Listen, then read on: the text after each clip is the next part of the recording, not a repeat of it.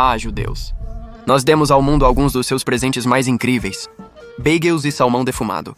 Larry David, grande mala, meme rabugento do Bernie Sanders. Larry David imitando um Bernie Sanders rabugento. Muito bom. Criamos coisas legais há milênios. Algumas das nossas invenções são praticamente inúteis, mas outras revolucionaram a maneira como vivemos.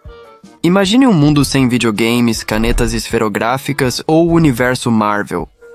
Ou o Google. Sim, tudo invenção judaica. E tem muito mais de onde isso veio. Aqui estão 10 invenções judaicas que mudaram o mundo. Antes de Fortnite, Super Mario e Pac-Man, existia Half Bear. Não é um jogo sobre um urso fofo brigando com abelhas por mel. Half Bear foi quem tornou isso possível. Ele é chamado de pai dos videogames. E adivinha? Ele até foi expulso da escola quando era criança. Ok, não é bem como parece. Ralph cresceu na Alemanha nazista e foi expulso da escola pelas leis antissemitas. Ele e sua família fugiram para os Estados Unidos antes que as coisas piorassem. Ele entrou na nascente indústria de eletrônicos e depois teve a ideia de criar jogos para televisores. Ele desenvolveu o primeiro console de videogame da história, chamado de Brown Box, porque ela foi decorada com fita marrom imitando madeira. Bayer também inventou o Simon, um jogo de memória super simples que todo mundo jogou por décadas, mesmo sem ter uma tela. Simon tem um cérebro. Você faz o que o Simon manda ou então se dá mal, tempos mais simples. A caixa marrom de Bayer inaugurou uma era de ouro dos jogos. Da próxima vez que você estiver tocando, atirando e girando em uma tela, lembre-se de que tudo isso é graças a um judeu que foi expulso da escola pelos nazistas. Toma essa, Hitler. Pensa em viver sem aço inoxidável. Esse é o aço azul, outra criação judaica. Falo de um metal que não enferruja ou corrói. Sem o aço inoxidável, seria muito mais difícil construir pontes, prédios altos e aviões. Imagine fazer uma cirurgia com instrumentos enferrujados. Não, obrigado.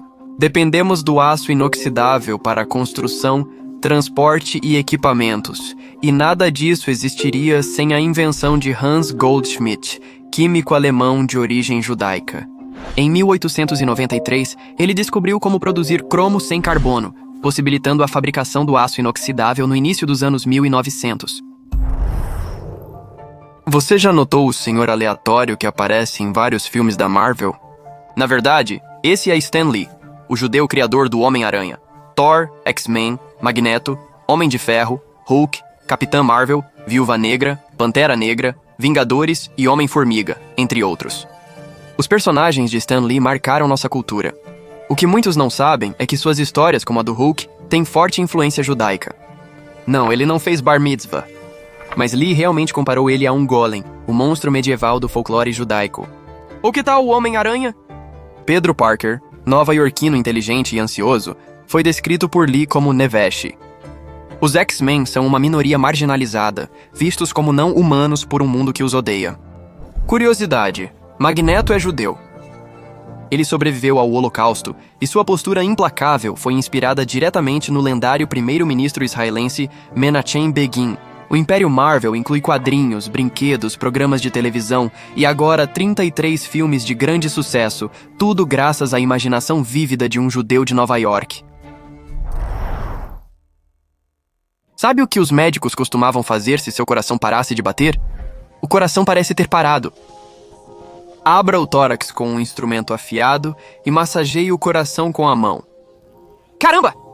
Um judeu chamado Paul Zoll encontrou uma solução melhor. Na Segunda Guerra, atuou como cirurgião retirando estilhaços dos corações dos soldados. Ele abria seus peitos e retirava pedaços de metal dos corações pulsantes. Alguma coisa. Sempre que ele tocava levemente o coração, ele dava uma batida extra. Isso o inspirou a usar estimulação elétrica para reiniciar o coração externamente, sem cirurgia. As pesquisas do Dr. Zoll resultaram nas principais terapias cardíacas atuais, como marca-passos, desfibriladores e a máquina que indica os batimentos do coração. Esses dispositivos já salvaram muitas vidas no mundo. O desfibrilador externo automático é tão importante que sua ausência é ilegal em muitos locais, como escolas, aeroportos e academias. Quando estiver esperando um voo, procure uma caixa com desfibrilador externo automático. E conte aos amigos uma história do Dr. Zoll. Em 1996, pesquisar na internet era assim. Primeiro, iniciávamos o navegador. Logo, o Netscape abria na sua página inicial, esperando que começássemos a navegar. Existiam só 100 mil sites na World Wide Web, e as telas dos computadores tinham acabado de migrar para a resolução de 800 por 600, que, para referência, era mais ou menos assim. A maioria das pessoas acessava a internet usando a linha telefônica. Elas pagavam pela internet por hora e se conectavam através de um modem que fazia um som assim. Ai, meus ouvidos! Naquela época, americanos navegavam menos de 30 minutos por mês na internet. 2 estudantes judeus de Stanford criaram o Google nesse período. O mecanismo de busca deles era muito melhor do que qualquer um dos existentes e revolucionou a internet. Hoje, o Google é o site mais visitado do mundo. Consegue imaginar a internet sem Google, Gmail, YouTube ou Google Maps? Eu me pergunto se alguém já fez um vídeo sobre isso. Deixe-me ligar meu modem e perguntar ao Netscape. E se você só pudesse escrever com uma caneta? Sem teclados, sem smartphones, só um pequeno bastão cheio de tinta. E se esse pequeno bastão de tinta estivesse sempre vazando e manchando você e seu papel? Era assim escrever com caneta tinteiro. Você está usando uma caneta tinteiro? Sim. Elas borram. O jornalista judeu Laszlo Biró estava cansado das manchas de tinta e queria muito uma solução melhor. Ele notou que a tinta de jornal secava rápido e não borrava, então pensou em usá-la numa caneta tinteiro. Era grossa demais para fluir até a ponta, então ele criou uma nova ponta com esfera giratória numa cavidade que pegava a tinta da caneta e a rolava no papel. Biró vendeu sua invenção para a Bic, que já comercializou mais de 100 bilhões de canetas esferográficas no mundo. Em alguns países, a caneta esferográfica ainda é chamada de Biró, em homenagem ao inventor judeu. Você já tentou cultivar plantações em um deserto? Ok, eu também não. Sei que você precisa de água, assim como as plantas. Já os desertos não têm. É aí que entra a irrigação por gotejamento. Regar as plantas pela superfície faz com que muita água evapore, principalmente em desertos. Você consegue o mesmo resultado usando menos água ao deixá-la pingar devagar nas raízes. Formas primitivas de irrigação por gotejamento existem desde a antiga China. Na década de 1960, pai e filho israelenses criaram uma técnica muito eficaz. Inovações de Cynthia transformaram desertos em cidades, impulsionando a prosperidade de Israel. Hoje, a empresa deles segue líder global em micro-irrigação, setor que atende mais de 10 milhões de hectares mundialmente. O presidente Teddy Roosevelt ficou famoso por caçar grandes animais como leões, rinocerontes e elefantes. Durante uma caçada de 5 dias no Mississippi, Ted foi o único que não abateu o urso. No último dia, assistentes amarraram um urso preto para Roosevelt atirar, mas ele recusou. Ele acreditava que o urso merecia se defender. A história se espalhou pelo país com artigos e charges mostrando como Ted, o famoso caçador, recusou-se a atirar em um urso. Inspirados pela história, um casal judeu criou o urso do Ted, um pequeno urso de pelúcia. Morris e Rose Micton fugiram do antissemitismo na Rússia. Eles chegaram ao Brooklyn, onde administravam uma loja de doces no bairro. Rose costurava bonecas para vender na loja e ajudar nas despesas. Depois de colocar um urso de Ted na vitrine da loja, eles ficaram surpresos com quantas pessoas queriam comprar um. O sucesso dos ursos levou Morris e Rose a criarem uma empresa para produzi-los em massa. O urso Ted original foi dado ao presidente Roosevelt e hoje está em exibição no Smithsonian.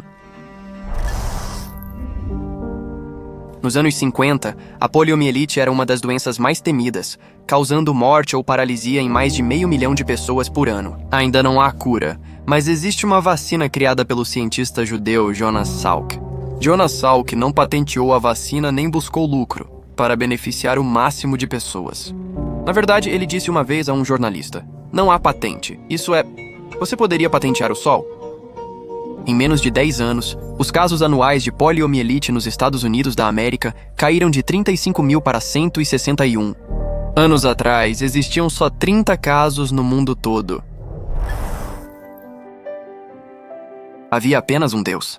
Parece simples, mas não era há milhares de anos.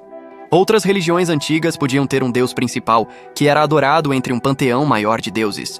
Mas o judaísmo era rigoroso ao afirmar que existia apenas um Deus. Os judeus antigos viam seu único Deus como fonte de toda a moralidade, ideia inédita então, mas hoje central em religiões monoteístas como cristianismo, islamismo e sikhismo. Hoje, mais da metade de todas as pessoas no mundo são monoteístas. Imagine como sua vida poderia ser diferente sem o monoteísmo. Primeiro, o dólar provavelmente diria: em deuses confiamos. Mas falando sério, pense em um mundo sem os Vingadores ou sem ursinhos de pelúcia. Ou um mundo onde nem o aço nem suas mãos são inoxidáveis ao usar uma caneta. Um mundo onde menos pessoas têm comida e mais pessoas têm polio. Onde Pac-Man é uma empresa de mudanças e Google é apenas um número muito grande. Sem as invenções judaicas, o mundo seria um lugar muito, muito diferente.